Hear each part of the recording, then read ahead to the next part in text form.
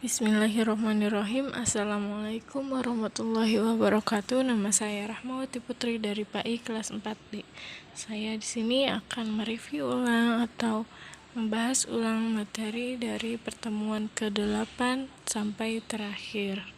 Baik, langsung saja. Demokratisasi pendidikan menuju pendidikan berbasis masyarakat. Nah, pendidikan berbasis masyarakat itu merupakan pendidikan yang sebagian besar jadi keputusan kependidikannya ditentukan oleh masyarakat, mulai dari masalah input, proses, dan output pendidikan hingga masalah pendanaan. Nah, sebuah model yang dapat dijadikan contoh bagi pendidikan berbasis masyarakat adalah lembaga pesantren yang memiliki kurikulum sendiri. Itu mengusahakan pendanaan sendiri dan melayani kebutuhan masyarakat sendiri. Konsepnya pendidikan berbasis masyarakat itu kiranya merupakan hal yang urgen untuk dilakukan dalam rangka demokratisasi pendidikan. Nah, jadi pendidikan itu berbasis masyarakat merupakan bagian dari agenda yang senantiasa berupaya membebaskan pendidikan dari belenggu kekuasaan. Manakala pendidikan telah terbebas dari dominasi dan hegemoni kekuasaan, itu berarti demokratisasi pendidikan dapat diwujudkan. Jadi pendidikan berbasis masyarakat itu merupakan model pendidikan yang sejak dulu sudah ada. Kelebihan pendidikan itu berbasis masyarakat diantaranya fleksibel, demokratis, lebih mengetahui permasalahan masyarakat, dan lain sebagainya. Dalam sejarah Islam ditemukan bahwa pendidikan Islam pada mulanya juga berbasis masyarakat, masjid, rumah sahabat, dan dijadikan sebagai sarana pendidikan. Nah, baik, selanjutnya pendidikan multikultural. Itu pendidikan di Indonesia yang masyarakatnya terdiri dari berbagai macam ras, suku, budaya, bangsa, dan agama dirasa penting untuk menerapkan pendidikan multikultural. Nah, karena tidak dapat dipungkari bahwa dengan masyarakat Indonesia yang beragam inilah seringkali menjadi penyebab munculnya berbagai macam konflik. Nah, pendidikan multikultural ini adalah strategi pendidikan yang diaplikasikan pada semua jenis mata pelajaran dengan cara menggunakan perbedaan-perbedaan budaya yang ada pada para siswa atau siswi, seperti perbedaan etnis, agama, bahasa, gender, kelas sosial, ras, kemampuan, dan umur agar proses belajar menjadi efektif dan mudah. Nah, pendidikan multikultural ini tidak hanya dipelajari dalam pendidikan normal saja, melainkan pendidikan multikultural itu harus dipelajari oleh masyarakat luas secara non-formal melalui berbagai macam diskusi presentasi. Nah, agar dapat terciptanya masyarakat Indonesia yang tentram dan damai. Pemikiran pendidikan menurut Ibnu Khaldun. Nah, Ibnu Khaldun itu dikenal sebagai salah seorang pakar sains Islam. Nah, Bapak ilmu sejarah atau sejarawan Muslim ini sebagai filosof, ekonom, politisi, sekaligus pendidik. Nah, ia dikenal sebagai Bapak sosiolog. Pendidikan tak hanya sebatas proses belajar mengajar yang dibatasi oleh ruang dan waktu, akan tetapi lebih luas lagi pendidikan merupakan proses di mana para anak didik mampu menghayati, menyerap, bahkan menangkap dari peristiwa-peristiwa alam sepanjang zaman. Nah, maka dari itu beliau tegas bahwa ilmu dan pendidikan merupakan gejala sosial yang menjadi ciri khas jenis insani. Nah, ada beberapa metode yang ditawarkan beliau, diantaranya metode pentahapan, kasih sayang, peninjauan, kematangan, penyesuaian, perkembangan potensi peserta didik, penguasaan satu bidang, widya wisata, praktek, dan menghindari peringkasan buku. Nah, tujuan pendidikan menurut beliau yaitu pengembangan potensi dalam bidang tertentu dan pembinaan pemikiran yang baik. Nah, materi pembelajaran menurut beliau itu harus bersifat akliyah dan nakliyah. Metode yang ditawarkannya sangat relevan dalam pendidikan dunia modern.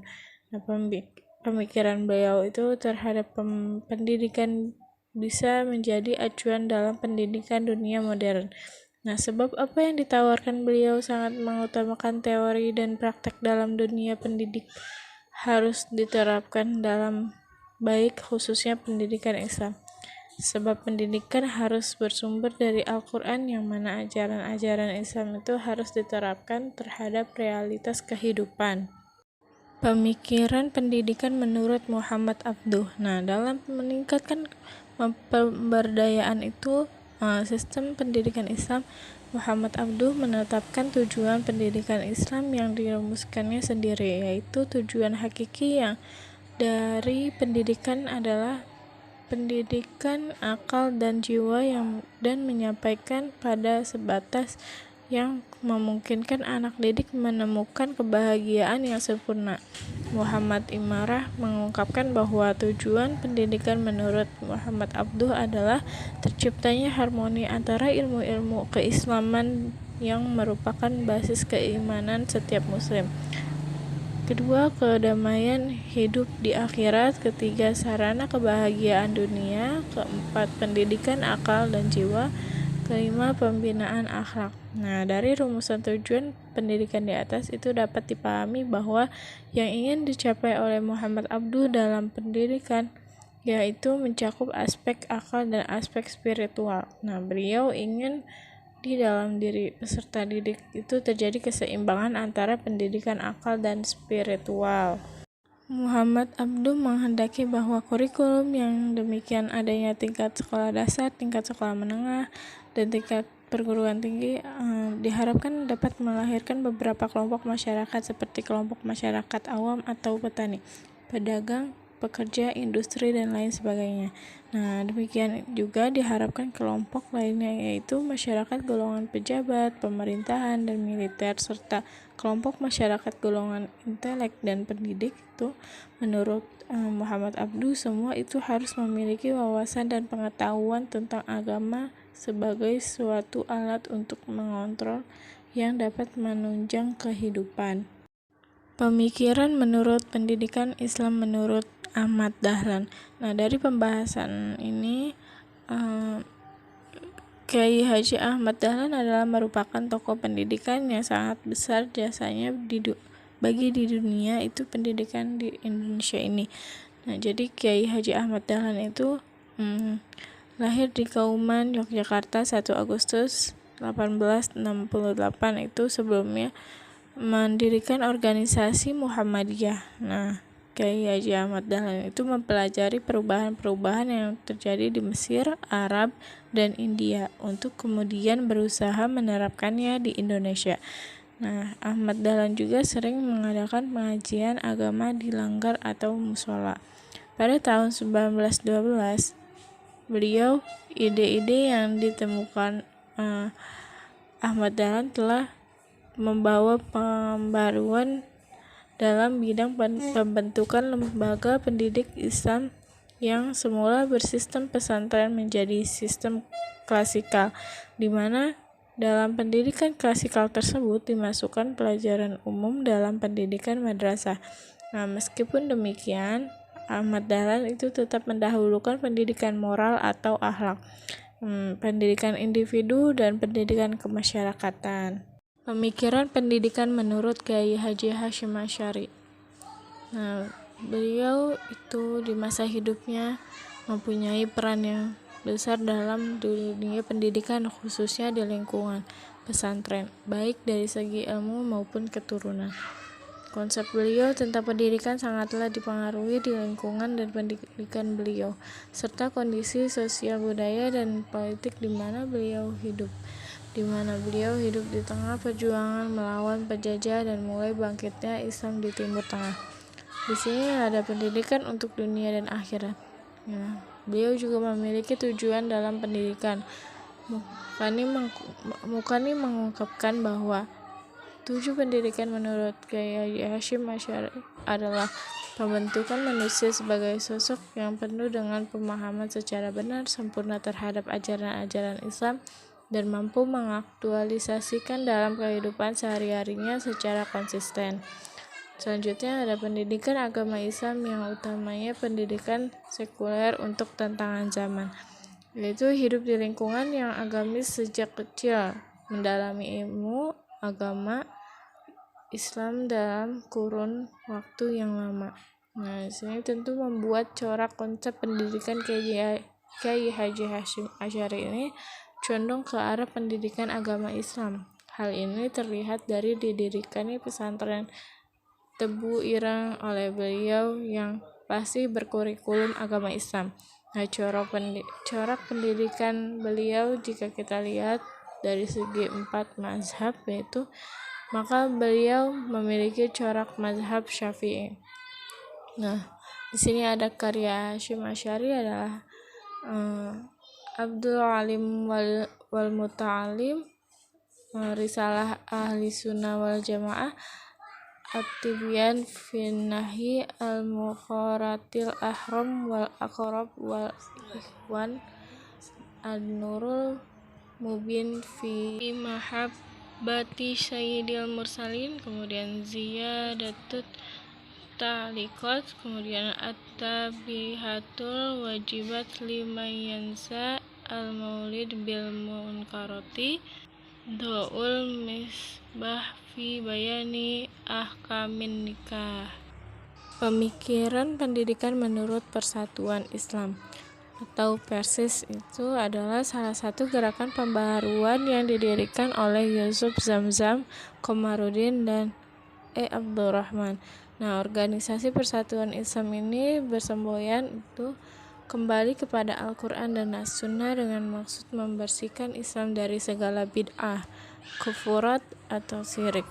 Nah, berdirinya organisasi Persis ini bertujuan untuk mengangkat umat Islam dari kejumudan berpikir dan keterputupan pintu ijtihad. Nah, pada dasarnya perhatian Persis diajukan terutama pada penyebaran paham Al-Quran dan As-Sunnah. Nah, hal ini dilakukan melalui berbagai aktivitas, diantaranya dengan mengadakan pertemuan-pertemuan umum, tabligh, khutbah, kelompok studi, tadarus, pendirian sekolah atau pesantren, itu penerbitan majalah-majalah dan kitab-kitab, serta berbagai aktivitas keagamaan lainnya. Nah, peran Persis ini sebagai salah satu organisasi Islam sangatlah besar. Misalnya dalam bidang pendidikan, itu ialah dengan menyelenggarakan kelas pendidikan akidah dan ibadah bagi orang yang dewasa. Nah, pada tanggal 4 Maret 1936 secara resmi Persis mendirikan pesantren Persis yang pertama dan diberi nomor 1 di Bandung.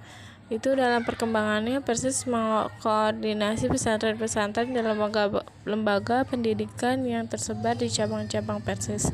Nah, dalam bidang penerbitan, Persis banyak menerbitkan buku-buku dan majalah-majalah. Nah, perkembangan selanjutnya itu aktivitas Persis meluas ke aspek lain, yaitu orientasi Persis dikembangkan dalam berbagai bidang yang menjadi kebutuhan umat, mulai dari tingkat dasar dan pendidikan tinggi itu dakwah, bimbingan, haji, zakat, sosial, ekonomi, perwakafan, dan lainnya. Itu semua melalui Persis akan diajarkan dan diperkembangkan untuk selanjutnya. Baik, sekian dari saya. Apabila ada kekurangan mohon dimaafkan. Wassalamualaikum warahmatullahi wabarakatuh.